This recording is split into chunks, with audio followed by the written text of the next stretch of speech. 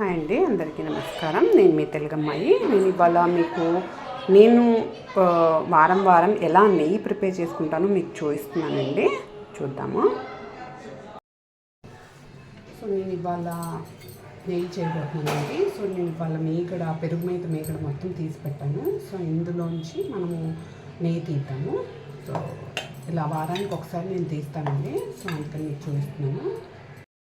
మనకు మామూలుగా juicer jar ఒకటి ఉంటుంది కదండి, ఇది. సో ఇందులో మనము వెన్న వేసుకుందాము. సో ఇందులో కొంచెం వాటర్ పోస్తుందండి. వాటర్ పోసి మనం ఏదైతే మనం మీగడ తీసి పెట్టుకున్నామో ఇది ఇందులో వేస్తున్నానండి నేను. సో దీన్ని ఇప్పుడు మనము మిక్సీ పట్టేద్దాము. చూస్తున్నారు కదండి, ఇలా నేను మిక్సీ జార్ కట్టేస్తున్నాను.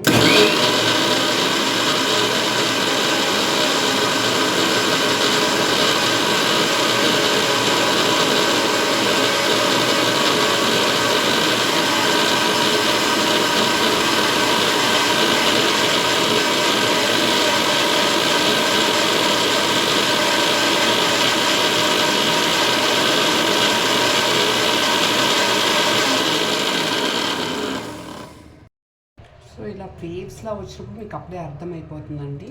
సో మనం చూద్దాం ఇప్పుడు.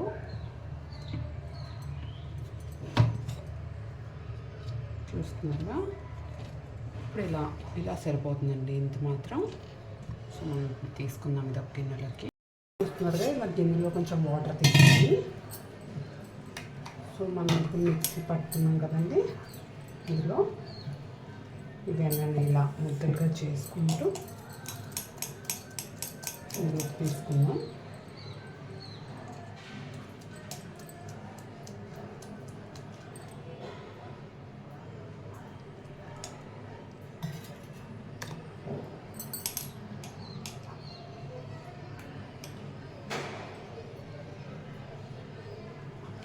ఇదేనండి యాక్చువల్ ప్రాసెస్. యాక్చువల్గా మీరు తీసుకునే పాలలోంచి వచ్చే మీగడ ఎప్పుడూ నెయ్యి తీయరండి.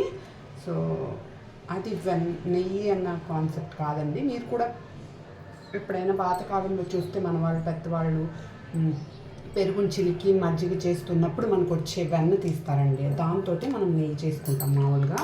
అంతేగాని పాలలో వచ్చే మీగడతో తీసి దాన్ని వెన్న దాంతో నెయ్యి మనం చేసుకోమండి. అది కాదు యాక్చువల్ ప్రాసెస్.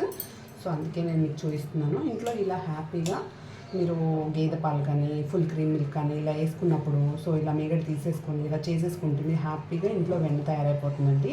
మీకు వెన్న బటర్ కావాలంటే బటర్, లేదా నెయ్యి కావాలంటే నెయ్యి. సో ఇలా మీరు చేసుకోవచ్చు. నేను ఇలా తీసుకున్నానండి, మొత్తం ఇలా తీసేసుకున్నాము. ఇలా తీసుకున్నాం కదండి, వాటర్ అంతా ఒకసారి వంపేసి మనం స్టవ్ మీద పెట్టేసుకున్నాము. సో ఇప్పుడు నేను వాటర్ వంపేసి వస్తానండి.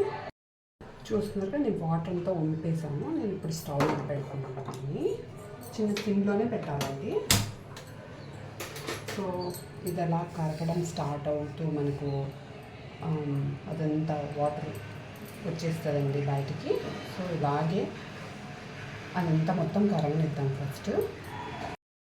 చూస్తున్నారు కదా, ఇప్పుడు కొంచెం కలర్ మారుతుంది. ఈ టైంలో కొంచెం మెంతులు వేస్తామండి ఇందులోకి కరివేపాకు. సో ఇలా వేయటం వల్ల మీకు మంచిగా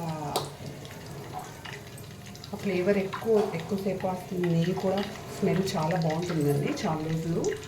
అందుకని ఇలా వేస్తాను. సో ఇప్పుడు చూస్తున్నారు కదా, కలర్ మారుతూ ఉంది. సో ఇలాగే అవ్వాలి. మీకు కమ్మటి నెయ్యి స్మెల్ వస్తుందండి అప్పటిదాకా.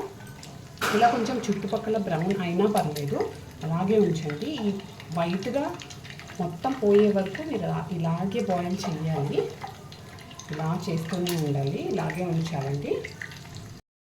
ఇప్పుడు చూస్తున్నారు కదా, ఇలా బ్రౌన్ కలర్లోకి మారుతూ ఉంటుంది. అప్పుడు మీరు కట్టేసేయాలండి. ఎందుకంటే ఇంకా ఆ ఫ్లేమ్ ఆ వేడి మీద అలా అవుతూనే ఉంటుంది కాబట్టి ఈ మాత్రం చాలు మనకు. సో అలా బ్రౌన్ కలర్ చుట్టుపక్కల అలా బ్రౌన్ కలర్ వచ్చేలాగా, ఎక్కడ వైట్ లేకుండా ఉండేలాగా ఇలా ఇంతవరకు ఉంచితే చాలండి. దీన్ని చల్లార్చినిచ్చి మనం వడగాసుకొని పెట్టేసుకోవడమేనండి. అంతే, నెయ్యి రెడీ అయిపోయిందండి. అసలు చూస్తున్నారు కదండి, ఇప్పుడు ఇలా నెయ్యి తయారైపోయింది. సో నేను ఇప్పుడు దీంట్లోకి నెయ్యి ఇలా వడగాసి పెట్టేసుకుంటానండి.